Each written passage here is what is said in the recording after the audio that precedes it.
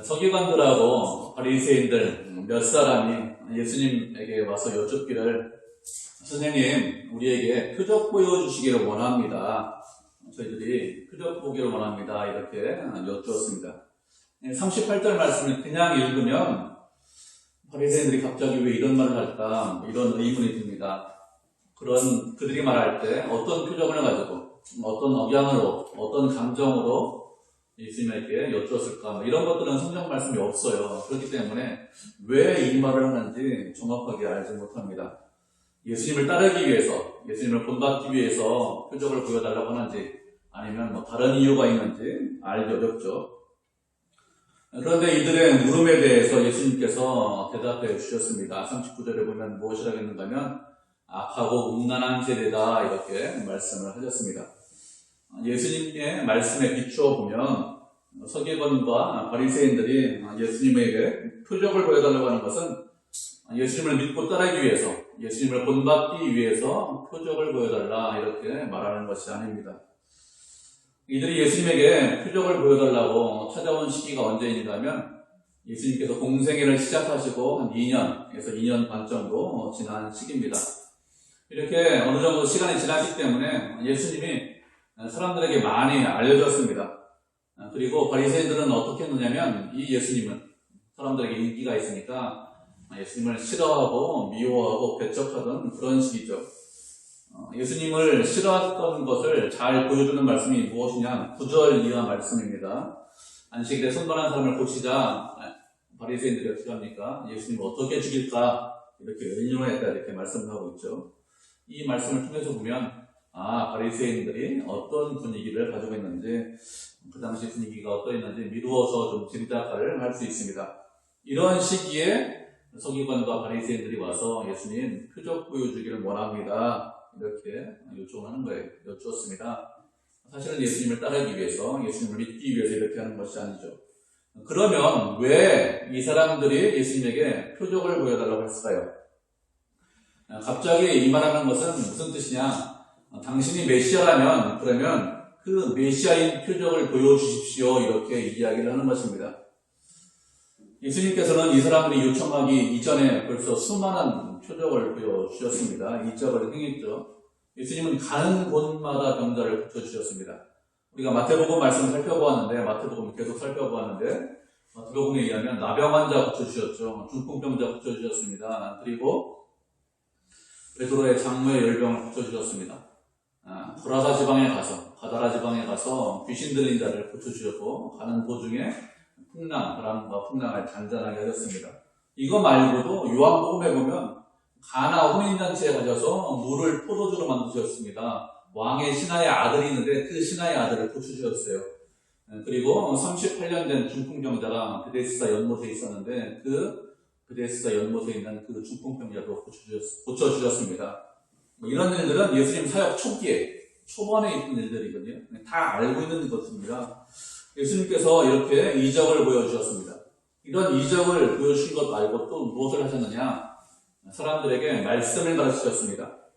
사람들에게 여러 말씀을 가르치셨는데 가장 대표적인 말씀이 무엇이냐? 우리가 마태복음에서 살펴보았는데 산상순 말씀이죠.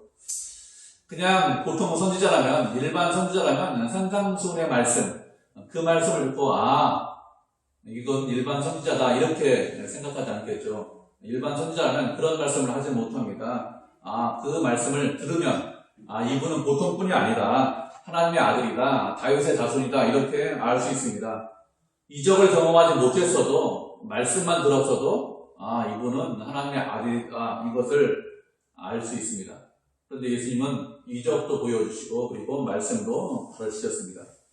그런데 어떤 서기관들이, 바리새인들이 와서 당신이 메시아입니까? 그러면 메시아인 표적을 보여주십시오, 이렇게 요청을 하는 것이죠. 이들에 대해서 예수님께서 무엇이라고 하셨습니까? 악하고 음란한 세대다, 이렇게 말씀하셨습니다. 악하고 음란한 세대라는 것은 이들이 영적으로 부패했다, 영적으로 타락했다, 이런 뜻입니다. 겉으로 보기에는 괜찮아 보여요. 겉으로 보기에는 쓸만해 보입니다. 하나님을 잘 믿는 것 같습니다. 그런데 실제는 그렇지 않다는 것이죠. 그 마음은 부패했다, 그 마음은 타락했다, 이렇게 말씀을 하는 것입니다. 이렇게 표적을 보여달라고 하는 바리새인들, 서기관들에 대해서 예수님께서 어떤 표적도 보여주시지 않았습니다. 표적을 보여주시지 않고 그들에게 말씀하셨는데 무엇이라고 말씀하셨는가 하면 요나의 표적밖에는 보일 표적이 없다 이렇게 말씀하셨습니다. 요나가 물고기 뱃속에서 밤낮 사흘 동안 있었는데 인자도 예수님께서도 밤낮 사흘 동안 그렇게 있을 것이다, 땅속에 있을 것이다 이렇게 말씀을 하셨습니다. 우리가 요나가 누군지 잘 알고 있죠? 요나 모르는 사람 없죠? 요나가 누군지 알고 있습니다. 우리가 말씀한 구절 좀 찾아보도록 하겠습니다. 요나서 3장 1절부터 10절까지 말씀 찾아보도록 하죠. 요나서는 서론지가 있습니다. 요나서 3장 1절부터 10절까지 말씀입니다.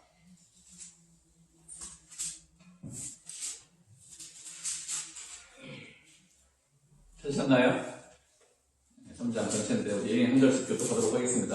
3장 1절부터 10절까지 먼저 읽겠습니다.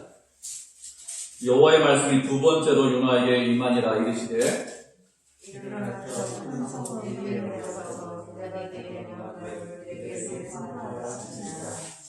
요나가 여호와의 말씀대로 일어나 니느웨로 가니라. 니느웨는 사흘 동안 걸을 만큼 하나님 앞에 큰 성읍이더라.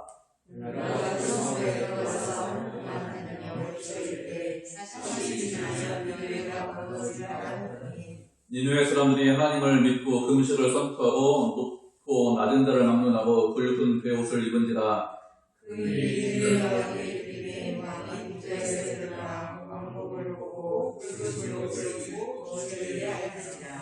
왕과 그의 대신들이 주소를 내려 니느웨에 선포하여 이르되 사람이나 짐승이나 소떼나 양떼나 아무것도 입에 대지 말지니 곧 먹지도 말 것이요 물도 마시지 말 것이며 사람이든지 짐승이든지 다 물을 먹을 것이요 사람이 되을 것이며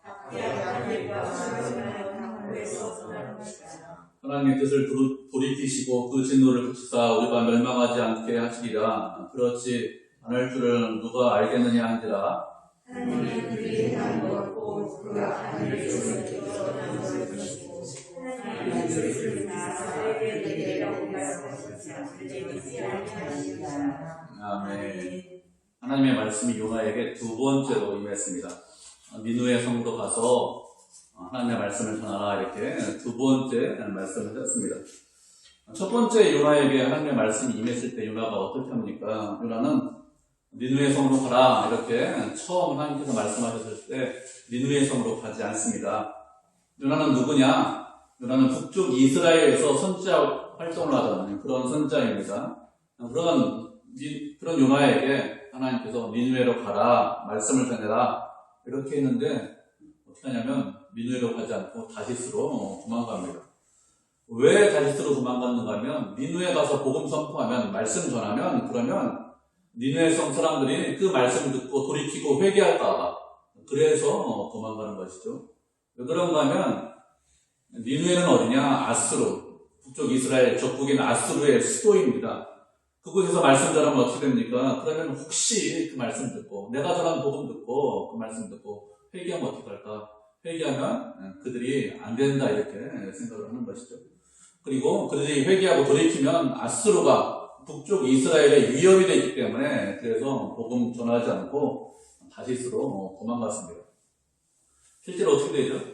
실제로 어떻게 되는가 하면 몇십 년 지나서 북쪽 이스라엘이 아수르에 의해서 멸망당합니다. 니느웨 사람들이 회개하면 그렇게 이스라엘을 멸망시킬 것을 알고 있는 요나가 어떻게 했냐면 회개하면 안 된다 해서 도망을 가는 것입니다.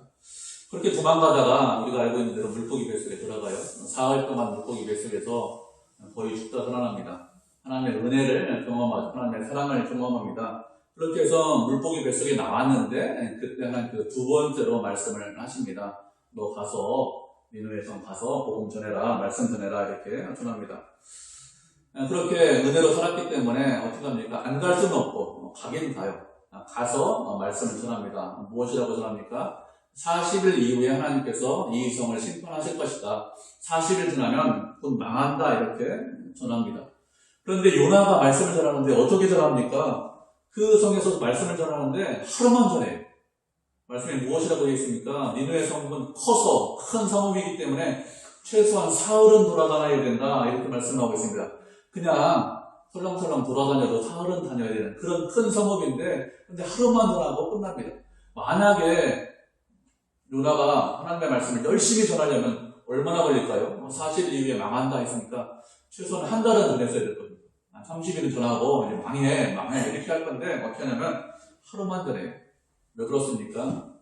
요나는 니느웨 사람들을 불쌍히 여기는 마음, 긍휼히 여기는 마음이 없습니다. 그래서 하루 동안만 전하는 거지. 하나님의 말씀을 전할 때 불쌍한 마음이 있어야 되는데 그런 마음이 전혀 없어요. 그냥 하루 전했으면 끝이다. 망하면 어쩔 수 없다. 할 수 없지 뭐. 그렇지만 나는 할 일 다 했다. 이런 마음을 가지고 하루만 전하고 더 이상 말씀 전하지 않고 멀리 갑니다. 멀리 가서 언제 망하나 40일 기다려보자. 그럼 망한다. 이렇게 생각을 하고 있었습니다. 그런데 그렇게 하루 전했는데 니느웨 성 사람들이 어떻게 됩니까? 그 성에 있는 사람들이 돌이키고 회개합니다. 그 사람들이 하나님을 믿고 굵은 벼옷을 입고 높은 자나 낮은 자나 다 돌이켜서 주님 앞에 회개합니다. 그 소식이 왕에게 들려요. 왕이 어떻게 하죠? 왕도 왕복을 벗고 금식하고 회개하라고 조서를 내립니다. 모든 사람들이 다 회개해라 이렇게 조서를 내리죠. 요나는 복음을 말씀을 열심히 전한 것이 아닙니다. 그냥 긍휼함이 없이 전했습니다. 그럼에도 불구하고 니느웨 사람들이 돌이키고 회개했습니다. 그렇게 예수님께서 요나에 대해서 말씀하시고 그리고 또 누구에 대해서 말씀하십니까? 남방 여왕에 대해서 말씀하셨습니다. 남방 여왕은 누구냐? 남방 여왕은 솔로몬 때 솔로몬을 찾아온 여왕이죠. 우리가 누구라고 알고 있는가 하면 시바의 여왕이다 이렇게 알고 있는 그런 여자입니다. 우리가 말씀 이것도 한 구절 찾아보도록 하죠. 역대하 9장 1절부터 7절까지 말씀 찾아보도록 하겠습니다. 역대하 9장 1절부터 7절까지 말씀입니다. 어떤 절씩 교독하고 마지막 절은 합독하도록 하겠습니다.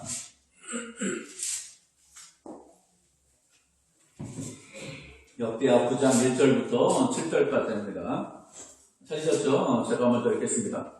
스바의 여왕이 솔로몬의 명성을 듣고 와서 어려운 질문으로 솔로몬을 시험하고자 하여 예루살렘에 이르니 매우 많은 시종들을 거느리고 향품과 많은 금과 보석을 낙타에 실었더라. 그가 솔로몬에게 나와 자기 마음에 있는 것을 다 말하네.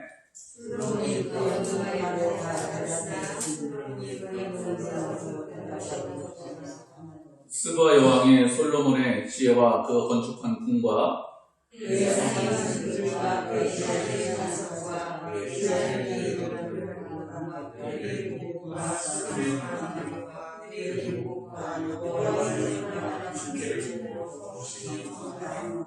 왕께 말하되 내가 내 나라에서 당신의 행위와 당신의 지혜에 대하여 들은 소문이 진실하도다. 내가 그 말을 듣지 않으니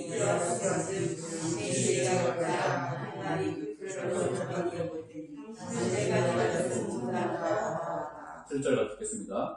복되도다 당신의 사람들이여, 복되도다 당신의 이 신하들이여, 항상 당신 앞에 서서 당신의 지혜를 들음이로다. 아멘. 솔로몬 우리가 잘 알고 있는 왕입니다. 지혜로운 왕입니다. 하나님께서 그에게 지혜를 주셨습니다. 그가 지혜롭기 때문에 그가 지혜롭다는 소문이 온 서방에 다 쫙 퍼졌습니다. 그래서 많은 사람들이 솔로몬 보기를 원했습니다. 뛰어난 사람들, 훌륭한 사람들이 솔로몬 보기를 원했죠. 왕들이, 세상에는 많은 왕들이 솔로몬 보기를 원했습니다. 그런데 누가 솔로몬 보기를 원했는가 하면 스바의 여왕이 솔로몬 보기를 원했습니다. 스바가 어디인가 하면 지금 말로 하면 예멘입니다.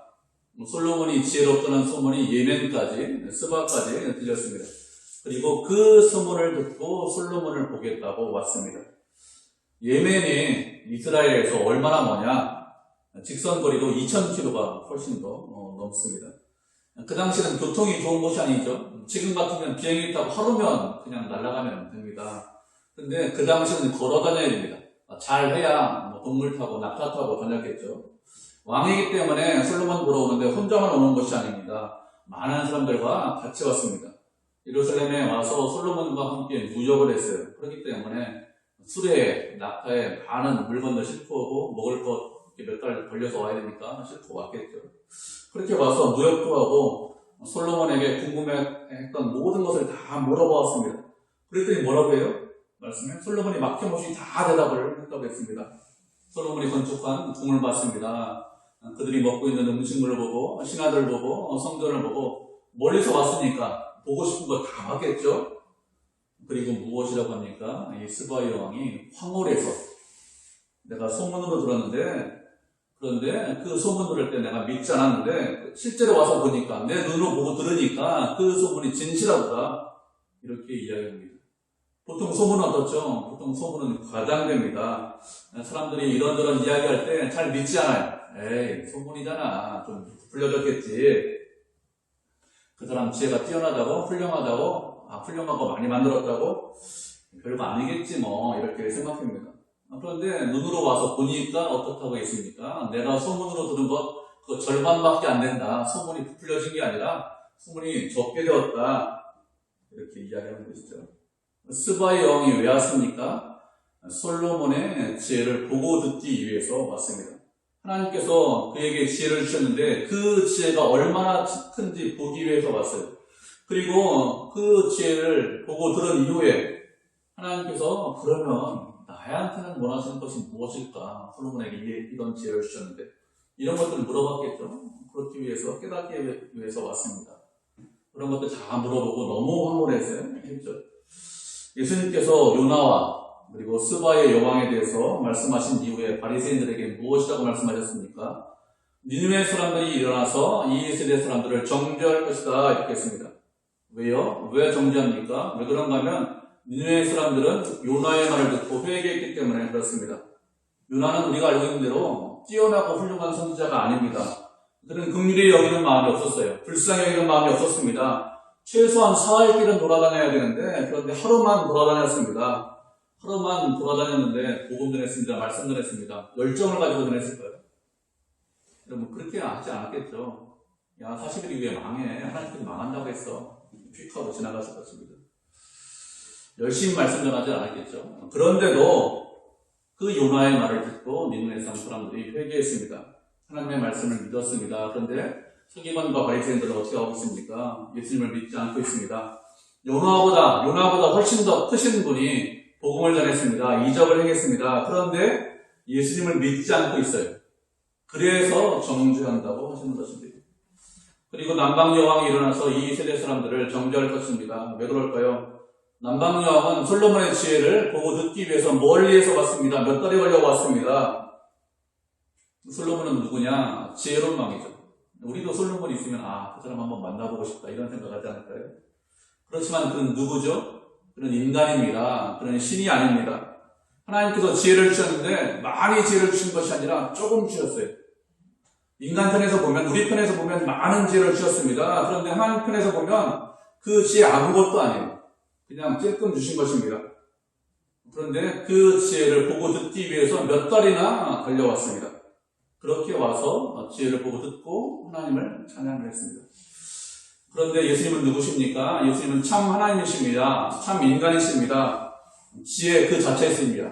지혜의 원천이십니다. 솔로몬하고 비할 바가 아닙니다. 그런데 사람들이 어떻게 하고 있습니까? 시바의 여왕이 몇 달 걸려서 왔으면 그 당시 사람들은 어떻게 돼요? 예수님께서 말씀 전하고 이적을 행했으면 이분이 참 하나님이시다. 이분이 하나님의 아들이구나. 그 예수님의 말씀을 내가 들어야겠구나. 그 말씀대로 순종해야 되겠구나. 이렇게 생각해야 됩니다. 그리고 그 말씀을 듣고 순종하고 잘 섬겨야 됩니다. 그렇게 하는 것이 마땅하겠죠. 하나님이시니까. 그런데 어떻게 하죠? 서기관들, 바리새인들, 그 당시 유대인들은 어떻게 합니까? 그렇게 하지 않았습니다. 오히려 무엇이라고 했죠? 귀신을 쫓아내니까 바알세불을 힘입어서 귀신을 쫓아낸다 이렇게 했습니다. 남방 여왕이 일어나서 당연히 이 세대 사람들 정죄하겠죠. 하나님이신데 하나님이신 예수님께서 말씀을 전하는데 이적을 행하는데 그런데 꿈쩍하지 않고 있습니다. 전혀 움직이지 않고 있습니다. 움직이는 대신에 어떻게 반응하죠? 반응하지 않고 악하게 반응을 하고 있습니다. 당연히 일어나서 정죄하겠죠. 그러면 우리는 어떨까요? 니느웨 사람들이 일어나서 우리를 정죄하지 않을까요? 남방 여왕이 일어나서 우리를 정죄하지 않을까요? 우리는 예수님께서 메시아이신 것을 분명히 알고 있습니다. 아주 명확하게 알고 있습니다. 말씀을 통해서 예수님께서 하나님의 아들이신 아들이 우리를 구원하셨음을 우리가 분명히 알고 있습니다. 그리고 하나님께서 우리에게 베풀어 주신 은혜도 분명히 알고 있습니다. 죽어야 마땅한데, 그것이 당연한데, 그런데 우리를 선택해서 당신의 자녀로 만들어 주셨습니다. 그렇게 당신의 자녀로 만들어 주신 것 그것뿐만 아니라 우리 각자에게 은혜를 주셨습니다. 다른 사람들은 잘 알지 못하죠. 그렇지만 분명히 나에게 주신 은혜 내가 알고 있습니다. 나를 얼마나 사랑하셨는지, 나에게 얼마나 큰 은혜를 베풀어 주셨는지 다른 사람은 알지 못하지만 나는 알고 있습니다. 그렇게 큰 은혜와 사랑을 받았는데, 그런데 그런 우리를 보고 난방여왕이 일어나서, 아니면 믿음의 사람들이 일어나서 우리를 정죄하지 않을까요? 그들이 우리에게 무엇이라고 말할까요? 당시 예수님의 말씀을 듣지 않은 바리새인들, 서기관들 무엇이라고 했습니까? 악하고 음란한 세대다, 이렇게 말씀하셨습니다. 그러면 우리는 하나님의 말씀을 듣습니까? 우리는 하나님의 말씀에 순종하고 있습니까? 서기관들만 악하고 음란할까요? 우리는 악하고 음란하지 않습니까? 우리도 하나님 말씀에 순종하지 않으면 당연히 정죄당할 것입니다. 아, 바리새인들 악한 사람들이야. 그 사람들 참 이상한 사람들이야. 그렇게 생각하면 하나님께서 지금 나에게 말씀하시는데 그 말씀을 듣지 못하는 거예요. 하나님께서는 지금 나에게, 우리들에게 말씀하시지 바리새인들에게 말씀하시는 것이 아닙니다. 나에게 악하고 음란한 세대다, 이렇게 말씀을 하시는 거예요. 왜요? 우리가 하나님의 말씀을 듣지 않기 때문에, 말씀대로 순종하지 않기 때문에 그렇습니다. 말씀을 듣지 않고 순종하지 않으면 바리새인들만 악하고 음란한 것이 아니라 우리도 악하고 음란한 세대가 되는 것이죠. 이렇게 악하고 음란한 세대에 대해서 예수님께서 비유로 말씀해 주셨습니다. 어떤 더러운 귀신이 어떤 사람에게 있다가 그 사람 밖으로 나갔습니다.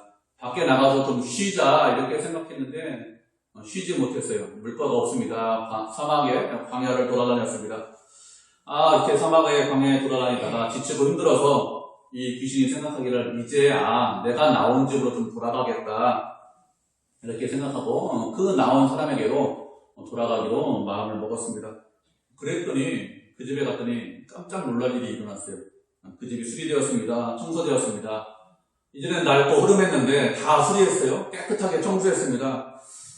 그래서 잘됐다, 그 집에 또 들어가자, 들어갔습니다. 그런데 혼자만 들어간 것이 아니라 누구와 같이 들어갔습니까? 7 귀신을 같이 데리고 와서 들어갔습니다. 이렇게 많은 귀신, 8 귀신이 들어가자 그 사람이 어떻게 되었다고 했어요? 그 사람의 나중 형편이 더 힘들어졌다, 더 어려워졌다, 더 심하게 되었다, 이렇게 말씀하셨습니다. 이렇게 음란하고 악한 세대가 이렇게 될 것이라고 했습니다. 무슨 소리일까요? 서기관과 바리새인들 어떤 사람들이죠? 다른 사람들보다 훨씬 더 거룩하게 살려고 하는 사람들입니다. 경건하게 살려고 하는 사람들입니다. 예수님께서 서기관들, 바리새인들 책망했습니다. 그래서 이 사람들 참 나쁜 사람들이다, 악한 사람들이다, 이렇게 생각할 수 있는데 그렇지 않아요. 그 당시 백성들보다 훨씬 더 거룩하게 살려고 노력한 사람들입니다. 하나님의 말씀대로 살기 위해서 율법을 정했습니다. 율법을 철저하게 지켰습니다. 그 당시 백성들보다, 그 이전 세대들보다 훨씬 더 말씀대로 살려고 했습니다. 그런데 예수님께서 이 바리새인들을 책망하셨습니다. 누구보다 열심을 내고 하나님 말씀대로 살려고 하는데 왜 바리새인들을 책망하셨을까요?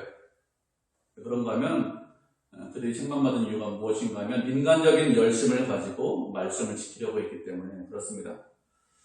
그들은 자신들의 열심과 노력을 가지고 율법을 다 지킬 수 있다, 이렇게 생각했습니다. 내가 열심을 내면 하나님의 말씀을 다 지킬 수 있다, 이렇게 생각했죠.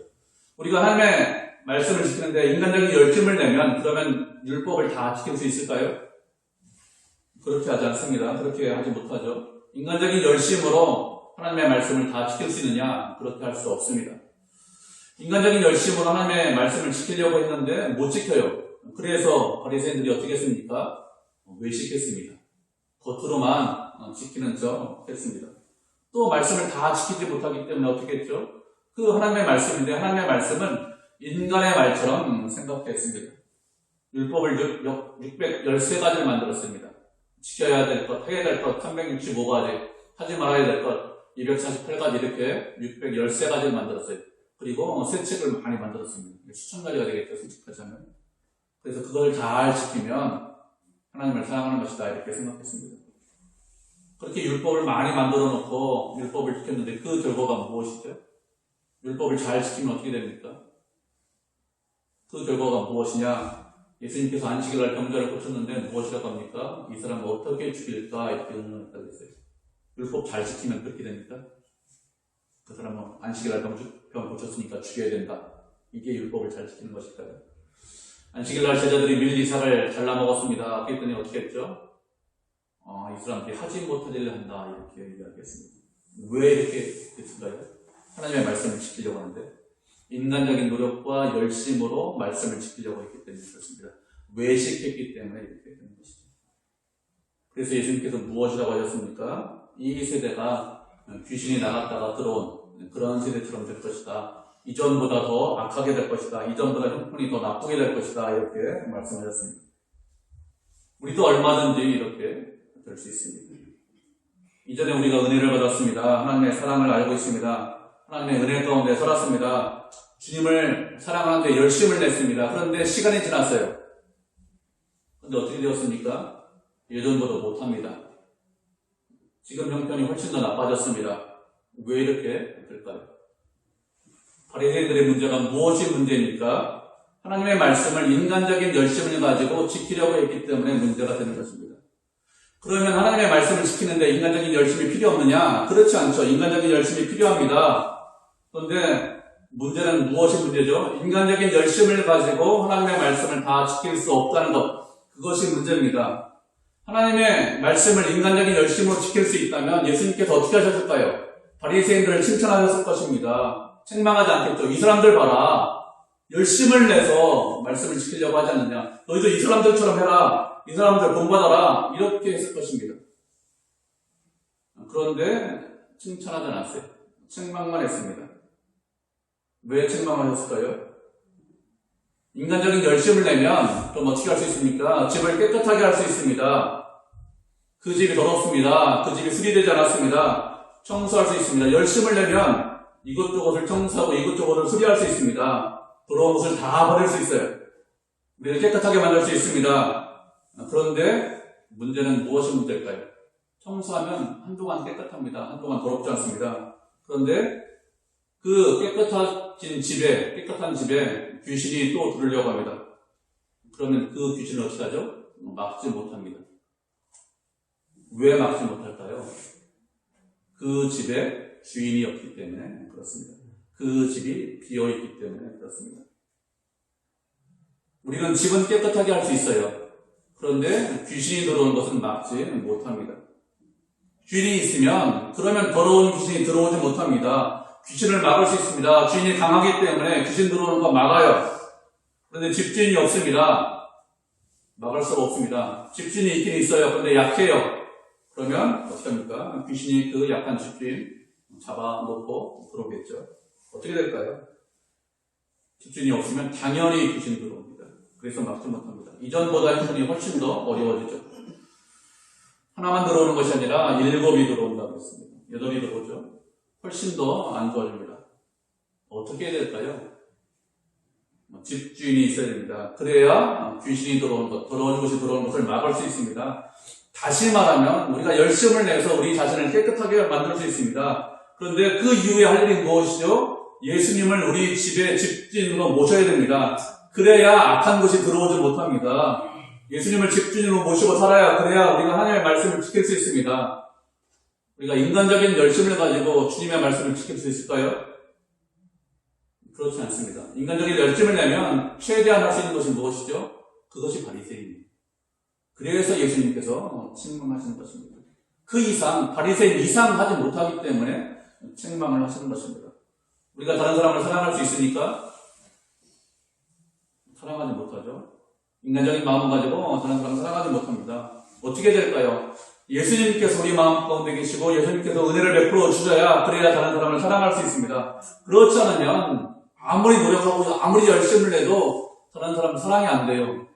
왜요? 미워하죠. 싫어하죠. 내 노력과 내 열심으로 해보지 않았습니까? 우리가 다 알고 있잖아요.